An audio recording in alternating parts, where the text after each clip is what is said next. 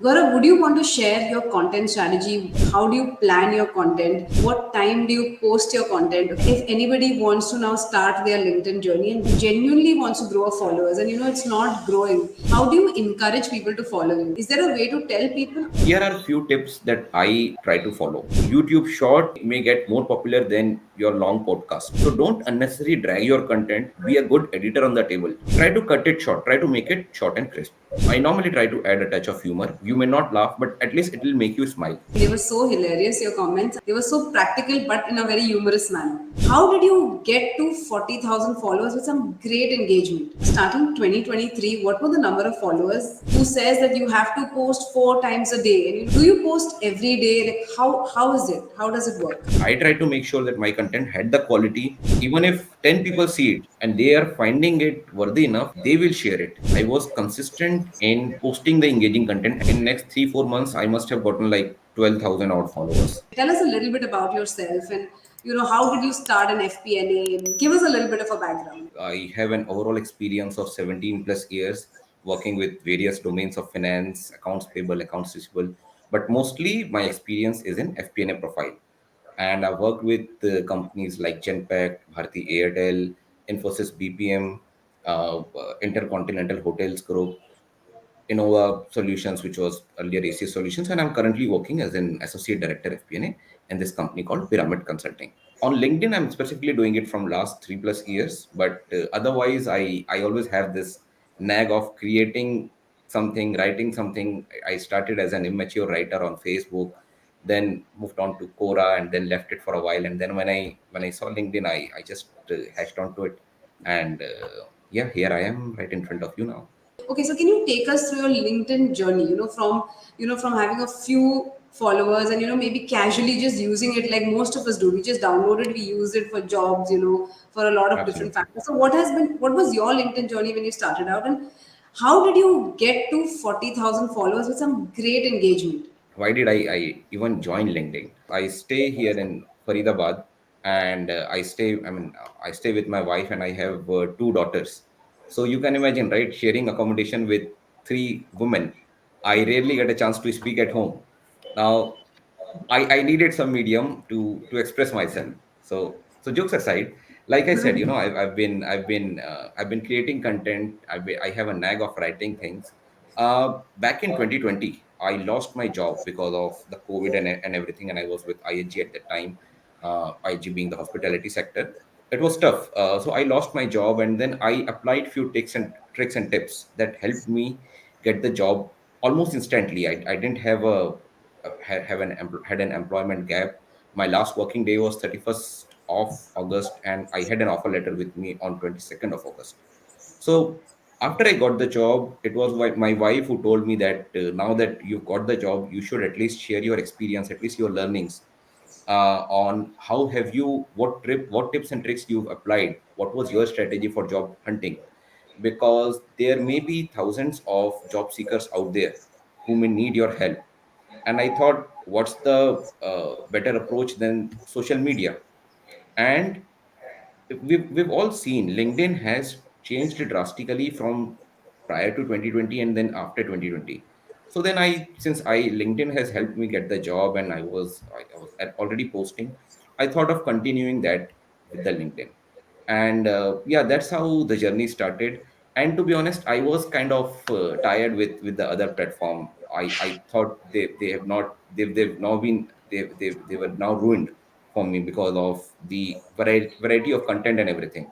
LinkedIn was new. It had the platform that I can use for my purpose, for humor and for job hunting strategy. So it started as a content for job hunting, career guidance thing, and then then I learned with time on what are the content that people like to see, and then I developed that accordingly. So when you started out, Gaurav, okay, what were the followers you had? Like, were you writing posts earlier prior to 2020, or it was nothing? LinkedIn we all use only for announcing that I am in need of a job or I have got the job. So prior to 2020, this was what LinkedIn was limited to. But in 2020, after I got the job, I started posting what should be the ideal answer or ideal approach of a particular interview question, or maybe a common interview question, how should you go with it, what should be the sample answer, what changes should you make in your CV, all those nitty gritties about job hunting. I thought they helped me, and that's the reason I thought of sharing them with the crowd out there. But then I also realized that the this particular field of accounting, the FP&A, it's growing, and I saw a lot of job openings there. I saw a lot of aspiring FP&A professionals out there, and that's where I thought of also including my FP&A knowledge to it. uh, I kept on posting. Some of my posts got very few views initially, but for me at that point of time, it was more for sharing. I was not really looking for many impressions, views, or followers at that time. But then I remember I started with around 14 followers, and I gradually built onto it. It took me like 3 months to reach to 500 followers. But then what LinkedIn does is, once you've reached 500 followers, it gives you that content creator tag, that now you are a content creator. You can ask people to follow you instead of connecting with you, and it gives you some other uh, tools as well as that a content creator should have. So that kind of motivated me, that kind of encouraged me, that now I'm officially a content creator, at least in LinkedIn terms. So through that, I started creating few more content. And social media, we all know it's kind of a weird place. So you keep on posting hundreds of posts, and it may not gather the kind of impression that you like, but one day you post something and overnight it goes viral. So in the screenshots that you were showing, just at the bottom there was my post. It shows me that this has been your most successful post. So this one here are some of the most common FP&A interview questions. So this was my, till date, it was one of the most successful posts. I've heard people have contacted me. They said, we've taken the screenshot of this post of yours and shared it in our WhatsApp group, and I've had people reached out to me. They really liked it, and it gave me like 1,800 followers in a particular day. So that kind of encouraged me, and I then realized that this is what people want to see. So I should then curate all my posts as per their needs. And then I moved to more of an FP&A driven content. I would break down the FP&A terminologies, the concepts in simpler language that I can understand. I can explain it to anyone, and that really, I think that not only helped me, it was appreciated by everyone. So that kind of became my niche at the LinkedIn. I just ensured that I create good content. I post it in proper time. So your content needs to be in posted in proper time. And I learned that the hard way, when I realized that I've posted something really beautiful and I wanted people to see it, but that was ignored. And then I realized, because probably that was posted at the wrong time. So the timing, and then I also realized the way I'm creating the content, it should be different yet engaging. So for example, if I ask you, why do you want to join this company, which is one of the most common interview question, what people may do is, they may just copy something from the internet and post it, that this should be the answer, and everything. Now if I wanted to see something from the internet, why would I go to LinkedIn, and specifically why would I go to your profile? I try to make it engaging. If you look at my answer, I try to make it engaging. I try to make it connect with some or the other thing, and then answer that question deeply. What is the interviewer's perspective? What does he want to say? And what should be your sample response? So I also try to give a practical approach, not just a blatant gyan. Also, what should be your answer, the specific lines, so that you can use that as a reference. So that my strategy was, give them a more practical approach, make it little different from what they've been seeing over internet, over other creators profile, and post it in a timely manner. But before all of these, before you start doing all of these, one thing that you should never forget is, if you really want to be a good content creator, and if you really want people to follow, the first thing you should do is engage with other people's content. That is something that largely people don't know and they don't follow. and then read, or even if they follow, they don't follow it rigorously. So when I say engage with people, even before you start writing, start reading other people's content. That will give you a style of writing, that will teach you, that will also ensure your presence on LinkedIn. So not only read them, read other people's content, engage with it, give give your thoughts in a proper structured and engaging manner. Would you want to share your content strategy? Like, how do you plan your content? What time do you post your content? Okay, and your writing style, which you have learned. All right. So here are a few tips that I try to follow. Number one, like I said, I've been a ferocious reader all this while. So even before LinkedIn, I was actively present in Quora, and while I was writing on Quora, more than writing, I was actively reading to what people are writing, and from there I picked up the styles. So every individual has their own style of writing, and when you study different style, you sort of identify your own style of writing or creating content. That was one.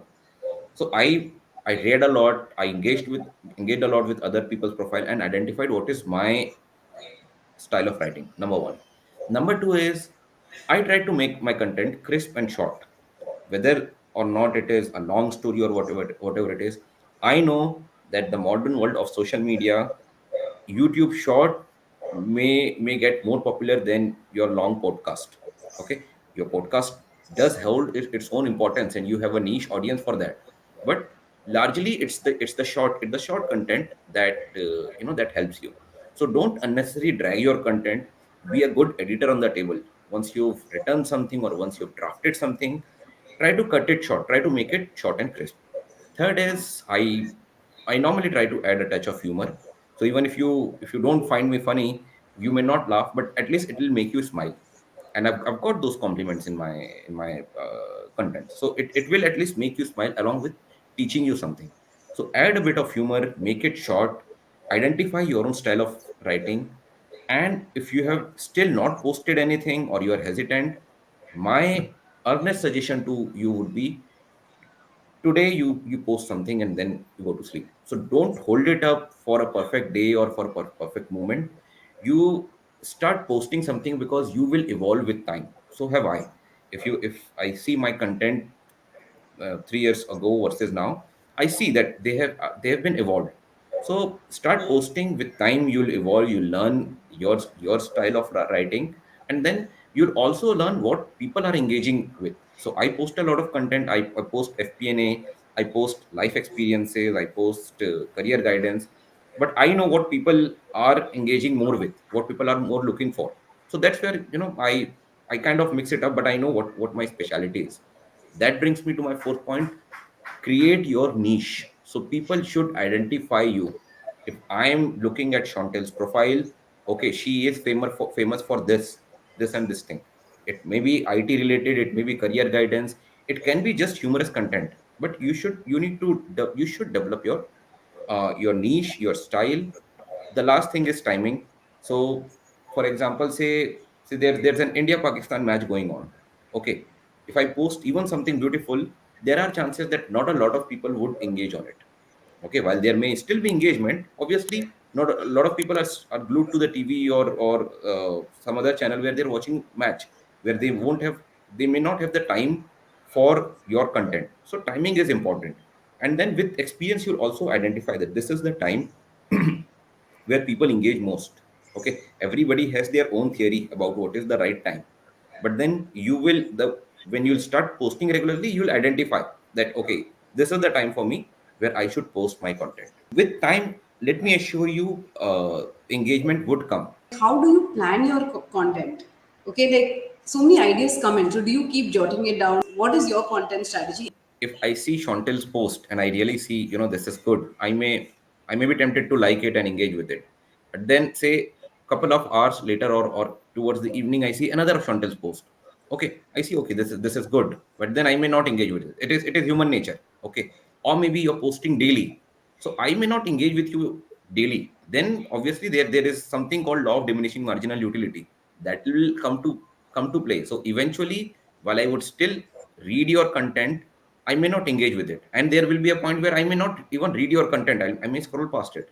So I really want to, I really like to keep a gap of 1 or 2 days between my content. I don't post it regularly. Very rarely I post on 2 consecutive days, so Friday and Saturday. It is on very rare occasions. And sometimes there have been times where I've even taken a gap of 1 week. So I don't mind doing that as long as my content has that quality. Yeah, but what I do is, it should be what I call is stop scrolling content. So what scroll stopping is, and this is what I've learned from one other user. In fact, my wife pointed it out to me. So if you, there is a person on LinkedIn, her name is she's Oana Lebs. I'm not saying if I'm not sure if I'm saying her name correctly. OANA and then LABES. Her content is really stop scrolling. So the way, the kind of fonts she uses, if just imagine you're going through LinkedIn, you see a lot of written material, a lot of words out there, and then you see something in a beautiful that form, kind of a PPT form, and with a yellow and black combination, you would be tempted to stop scrolling. Or you're going through LinkedIn and you see a picture of Madhuri Dixit, you'll be tempted to see, okay, why do I see here all of a sudden?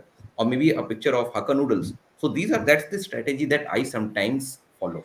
When I say that, when I see that it has been a while, and people may not be finding the content that's that engaging, or may not be able seeing that content.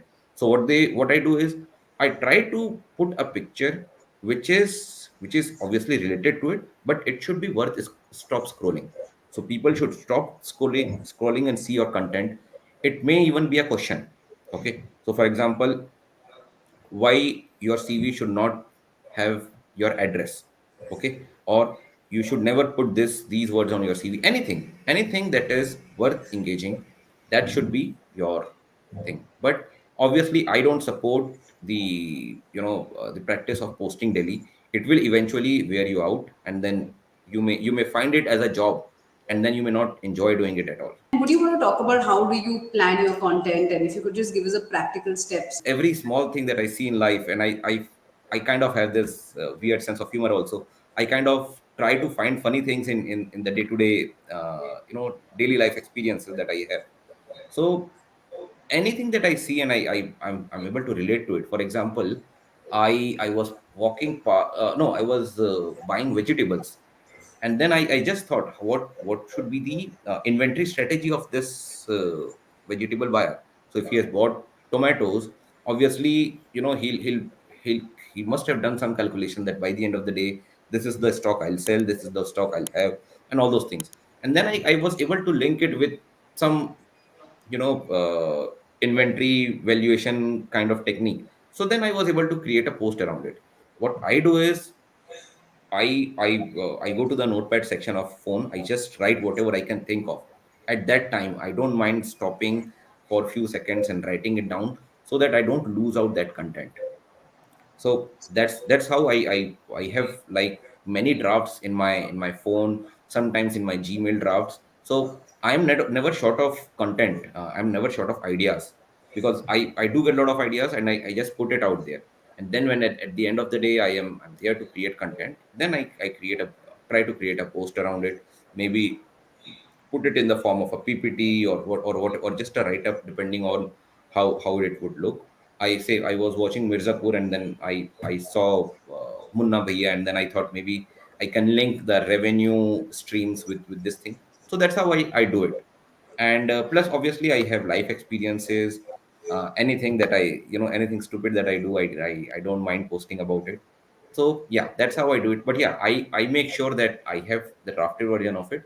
And if at all I feel like I don't have anything, I don't mind stopping even for a week, because at the end of the day, you are doing it for your own sake.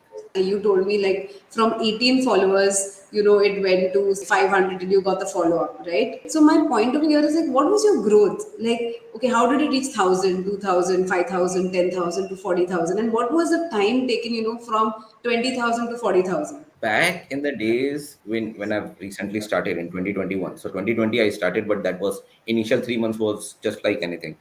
I, nothing happened. So even in 2021, I was getting around 10 to 12 followers a day, and I would just go back and see every day. Okay, okay, followers, and then after a while, I kind of grew tired of it.